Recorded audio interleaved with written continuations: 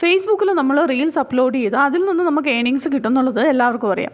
അപ്പോൾ നമ്മളൊരു റീൽസ് ഉണ്ടാക്കണമെങ്കിൽ ഏകദേശം ഒരു ഹാഫ് ആൻ അവർ അല്ലെങ്കിൽ 1 അവറൊക്കെ നമുക്ക് എടുക്കും. ചിലപ്പോൾ അതിൽ കൂടുതലൊക്കെ നമ്മൾ സ്പെൻഡ് ചെയ്യാറുണ്ട്.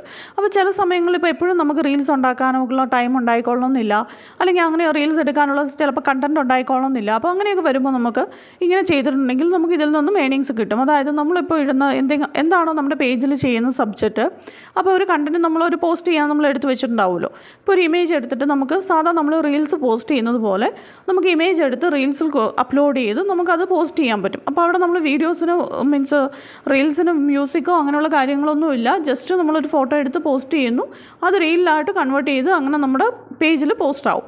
അപ്പോൾ അങ്ങനെ ഞാൻ ജൂൺ 18 ചെയ്തൊരു പോസ്റ്റാണ് ഇത്.